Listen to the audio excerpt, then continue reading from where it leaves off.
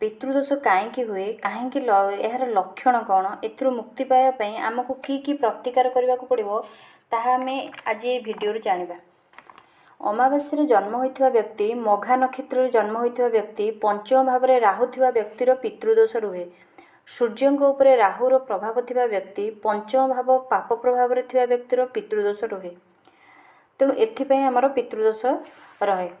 लक्षण गोटे लोकर पितृदोष रहिबार लक्षण हेउछि जदि परिवार रे कौनसी लोकर असमय मृत्यु हो जाए किंबा दुर्घटना हत्या आत्महत्या रोग इत्यादि लोक मृत्युवरण करे तेबे मृत्यु व्यक्तिर आत्मा मोक्ष पाई बारंबार आपन को कष्ट दिए।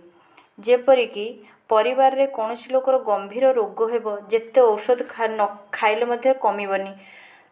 परिवार रे कौनसी पिला पागल हो किंबा अकर्मान्य हो परिवार वंश आगो को न बढ़िबो किंबा कौनसी कर्म वा निजुक्ति न मिलिबो परिवार स्त्री माने बंध्या दोष भोगिबे किंबा दरिद्र हो जिवे इत्यादि।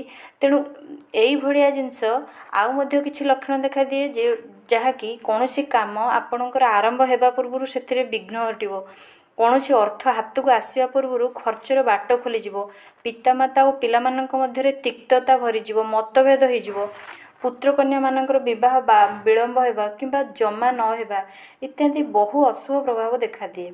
तेणु पितृदोष मुक्ति पाइबापी आम किछि प्रतिकार करिबा।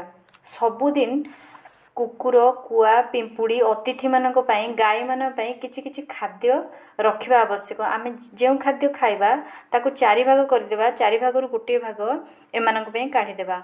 अमावास्या रे अटा चाउल चीनी क्षीर धला लुगा चपल आदि दान करिबा।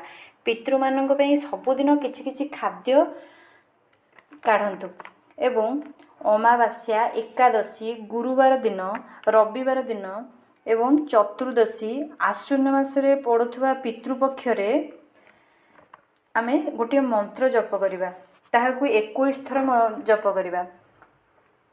से मंत्रटी हला ओम पितराय नमः। आपण जदि चाहिबे एही मंत्र सबुदिन मध्ये जप करि परिबे एवं आहुरी मध्ये आपण आउ एक दिव्य उपाय करि परिबे। आपण पितृपक्ष त्रिपिंडी श्राद्ध मध्ये करि परिबे। तेणु एहीपरि आपण जदि पितृदोषरू मुक्ति पाइबा चाहूँगी तेणु यही उपाय गुड़िक अवलंबन कले आपण पितृदोषरू मुक्ति पाइबे। जदि आपण मो चैनल थिबा प्रतिकार गुड़िक भल लगुच से आपण किसी उपकार पाउछंती तेबे मो चैनल को लाइक सब्सक्राइब शेयर करने को भूलिबानी। एहीपरि